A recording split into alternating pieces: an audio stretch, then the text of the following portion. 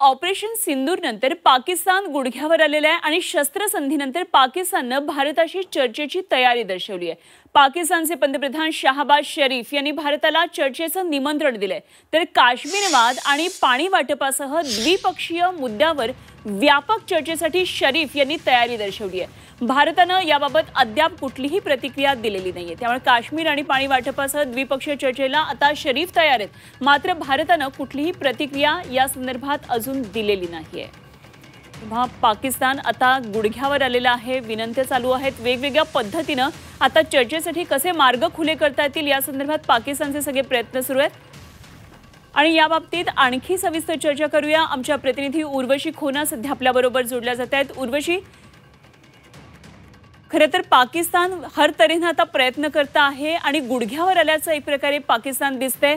भारताशी चर्चा करण्याचे प्रयत्न सुरू आहेत, अर्थात भारताने अजून कुठलीही प्रतिक्रिया दिली नाहीये, मात्र ऑपरेशन सिंदूर नंतर पाकिस्तान आता वठणीवर येईल की काय असे सगळे संकेत दिसतात। काय नेमकी या संदर्भातले तपशील?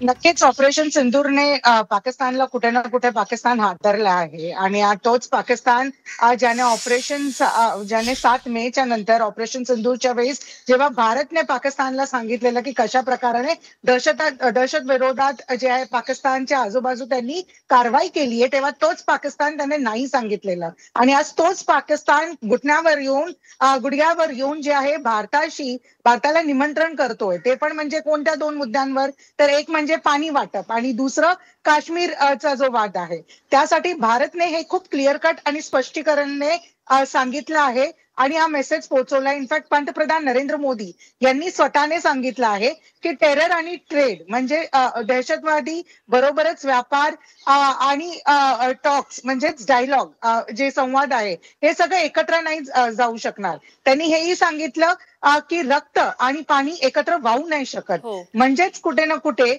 बोलायचं आहे तर तुम्ही पाकिस्तान ऑक्युपाईड काश्मीर म्हणजेच पाक व्यापक काश्मीर ह्याच्याबद्दल बोला आणि दुसरं म्हणजे दहशतवाद्यांच्या विरोधात बोला, तरच भारत जे आहे पुढे येणार आणि पाकिस्तान बरोबर संवाद करणार। नाहीतर भारत जे आहे कोणत्याही प्रकाराने रेडी नाहीये पाकिस्तान बरोबर संवाद करायला, खास करून काश्मीरच्या मुद्द्यात, कारण की काश्मीर हा अंतर्गत विषय आहे भारताचा। भारताने आज स्पष्टीकरण यांनी सांगितलं आहे।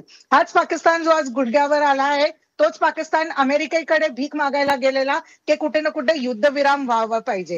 या सगळ्या गोष्टी अनुपमा तेव्हा होत आहेत आणि कोणत्या पार्श्वभूमीवर होत आहेत, म्हणजेच युद्धविराम कुठे ना कुठे 18 मे पर्यंत पोहोचला आहे। भारताने खूप स्पष्टीकरण याने सांगितलं आहे की डीजीएमओ टॉक्स होतील, म्हणजेच कोण मध्ये येणार नाही आणि आता जे बोलणं होणार ते भारत आणि पाकिस्तानचे जे डीजीएमओ आहेत ते आपसात एकमेकांशी बोलणार, म्हणजेच 1 to 1 आणि डीजीएमओ लेव्हलवरच बोलणं होणार। आतापर्यंत भारताचा हा एक रोल होता, आता भारत नेमकं याला उत्तर देतो किंवा ह्याच रोलवरती कायम राहतो हे बघणं गरजेचं ठरेल, किंवा भारत कशा प्रकारे याला उत्तर देतो का हेही बघणं गरजेचं ठरेल। अत्यंत ठोस भूमिका भारताने घेतली आहे, त्यामुळेच आता पाकिस्तानची अशा प्रकारे विनंत्या सुरू आहेत। उर्वशी, धन्यवाद दिलेल्या सगळ्या या सविस्तर माहितीसाठी, या तपशिलासाठी। जरूर आपल्याकडून अपडेट जाणून घेत राहू।